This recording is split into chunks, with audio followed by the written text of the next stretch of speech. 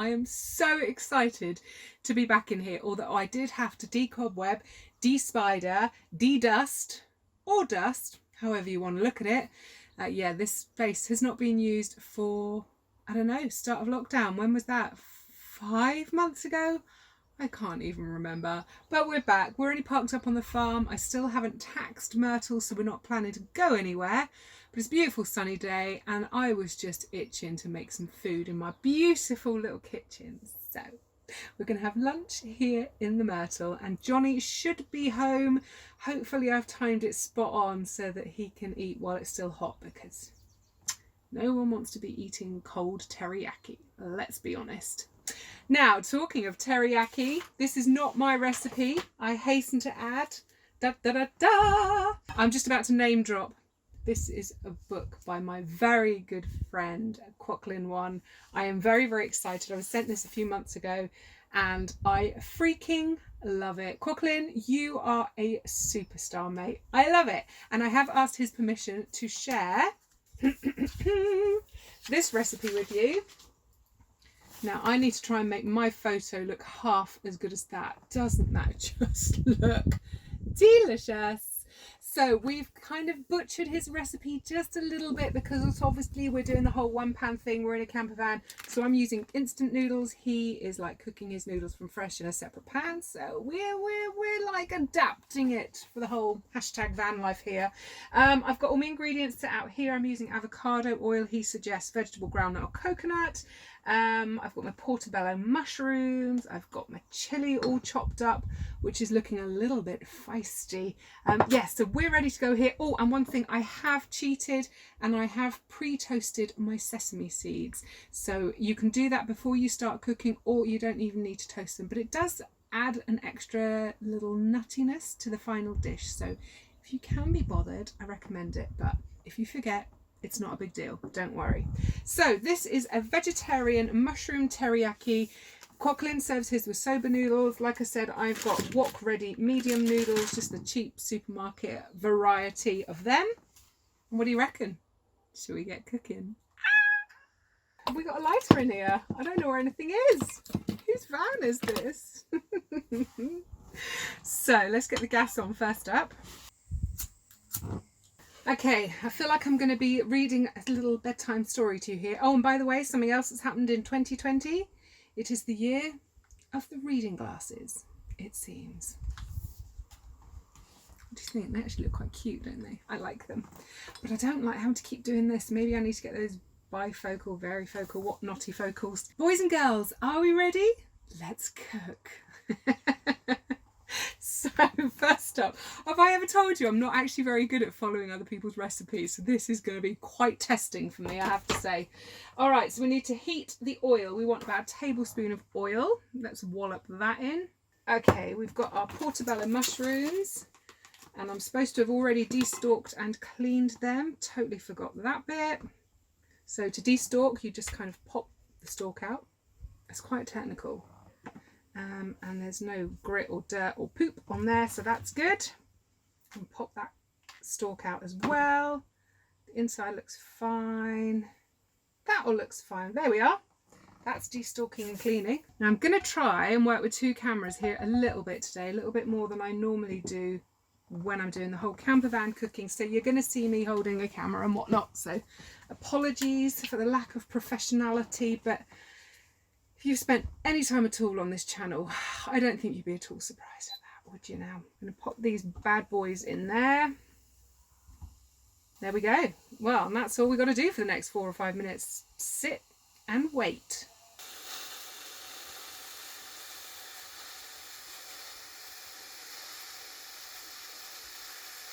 Okay, that's been 4 minutes. So now we're just going to flip these beauties over. And as you can see, the inside is already starting to cook. These are really meaty, solid mushrooms, so they do take a little bit of cooking time. So don't rush this step, I suggest. Now, I'm sorry you can't really see an awful lot of what's going on there, but Cornish sea salt is going on next. Just a little sprinkle on each one. Quick plug for the best salt in the whole wide world, ever. Then we're going to have some sweet chili sauce. And I reckon about a tablespoon on each one. like that. And then you're going to sit and wait for another 4 or 5 minutes. This would be a very good recipe to do when you've just opened a nice cold crisp bottle of white, I reckon.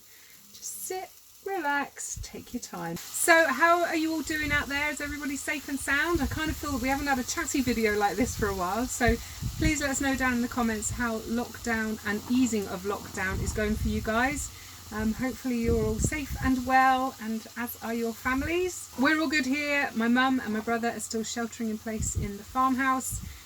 Johnny and I are just kind of doing normal things now, really. I wear a mask and gloves every time I go out, and I'm only going out once, maybe twice a week. So I'm trying to limit when and where I go. I'm trying to get everything done in that one journey.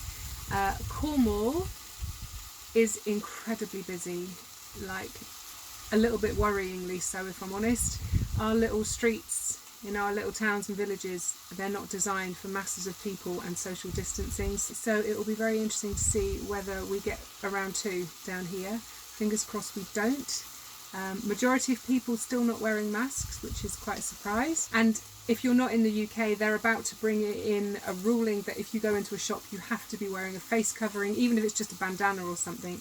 But people still aren't doing it. It's like they're waiting for that day before they actually put a mask on, which I don't really understand personally, but there we go. Each to their own. Okay, these are looking incredibly juicy now. All right, let's pop these guys over here. Now they are going to be juicy, so make sure if you're using a chopping board like I am that it's got like a little edge, because you don't want to be losing all those sticky juices in your campervan floor. That would not be good. Okay, so we take those out and we just let them go to one side. Okay, so now I need to add some water.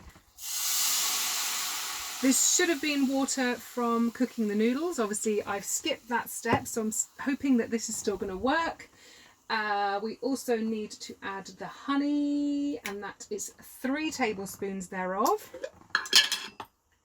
So I reckon 3 tablespoons in one go looks something like that, probably. Soy sauce. The recipe states light soy sauce. I don't have that. I only use this one Kikkoman Japanese soy sauce. So please forgive me, Kwoklyn, for this Chinese recipe that I'm butchering with Japanese soy sauce. Sorry. And then you want rice wine vinegar, and 3 tablespoons of that. Oh, and you could completely miss, like I did. Now we're going to add the broccoli, and it's that lovely long tender stem, long stem stuff. So let's pop that in. We've got a little bowl of chilies here, so we want to add half of those in as well. Well, that's looking very pretty and colourful, huh? Alrighty, I'm just going to toss these over. Now, I haven't put a lid on this. I don't think I'm going to need to, because it's only got 6-minute cooking time. If you wanted to speed the cooking up to save your gas, then obviously you could pop a lid on, and it would shave a couple of minutes off the final cooking time, I'm sure. Gosh, this is smelling delicious. Whilst this is cooking, I'm just going to slice my mushrooms up. Just into nice thick slices. Final minute or 2 of cooking the broccoli, I'm going to add my noodles in, and these are already cooked. You're just heating them through, so they take 1 to 2 minutes according to the packet. Oh, get out your rotter. And they'll start soaking up that delicious sauce as well. Oh my gosh, this is smelling good. Let's whack that heat up just a little bit. Now this sauce I'm sure would be thicker if I'd used the water from cooking the noodles, obviously, so do bear that in mind. If you carry corn flour in your van, then you could certainly add a little bit of that mixed with some cold water to this, just like half a teaspoon or a teaspoon. I don't think you'd need very much, but it will thicken that sauce up. Otherwise you can just reduce it down and it will do the same. It will just mean that you're going to end up with a slightly drier dish than if you'd used the starchy water from cooking your noodles. Looks all right, huh? So then we're going to pop the mushrooms back on top. First of all, I'm just going to slide any of those juices into that pan and then just arrange your mushroom slices on the top. We're going to sprinkle with the last of that red chilli. This is a bird's eye chilli, so it's got a little bit of punch to it. It's not one of your blow your head off chilies, but obviously you know what level of heat you guys like. And then we're going to sprinkle with those sesame seeds, like I said, that I've already toasted. And there we go. Unfortunately, Johnny's not home yet, so hopefully he makes it home before it's all gone. So I could dish up and eat off a plate like a normal person, but I think we're all safely aware of my standards are pretty damn low when it comes to things like this. That's really lovely. Obviously, there's some sweet stuff going on in there. You've got the sweet chili sauce and you've got the honey, but you've also got that lovely vinegar tang which brings it down. It's not just like eating pudding. It's really very delicious. And I tell you what, these portobello mushrooms, I think they are the star of the show. They're amazing. Janie, step away from the pan. That is blinking delicious. Thank you, Kwoklyn, for letting me share your recipe. I absolutely love it. It's gorgeous. So here again is the book. If you guys fancy grabbing yourself a copy, then obviously I'll leave a link to it below. It is packed with yummy veggie recipes. Now, not all of them are going to be able to be adapted for campervan life, but certainly a good few of them are obviously Chinese recipes. They use woks a lot, don't they? So you can certainly make that happen in your van. So yeah, highly recommend this. Oh, and can we just have a little moment because my mate signed my book. Obvs. And whilst we're on the subject of books, if you haven't already, I did bring out this little beauty earlier this year. This is just a printed version of my ebook. You can download it and you can keep it on your phone or your tablet or your laptop, or you can print a copy out like I did. As you can see, I did this just before lockdown and I still haven't been able to get to a print shop to get them to bind it yet. So I've got these funny clips on there, but hey, it does the job. But anyway, this is packed full of 25 easy vegetarian one-pot camping recipes. I'll leave a link to this one down below as well if you want to go and grab yourself a copy. And if you haven't already got it, there is actually a free ebook on my website with your name on, which uses packets of instant noodles. We get rid of that little sachet of flavour because that's where all the crap is, and we bling them up and we use some really yummy ingredients to make them extra tasty and obviously extra easy. So I shall leave a link to all of these books down below. I really hope you've enjoyed this recipe and this video. It's really nice to be back in the Myrtle. I think I do need to have a little tidy up in here now and get rid of some more of these cobwebs. It's kind of a little bit like being inside a candy floss machine. I think if I just waved a stick round, I'd probably come off with a really nice lump of candy floss. Anyway, beautiful people, I hope you've enjoyed this one. Thumbs up if you did, and I'm going to catch up with you next week. Until then, mwah, over and out, and happy camping.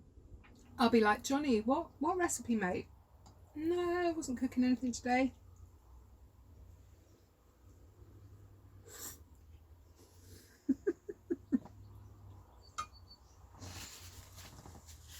Honestly, can't take me anywhere.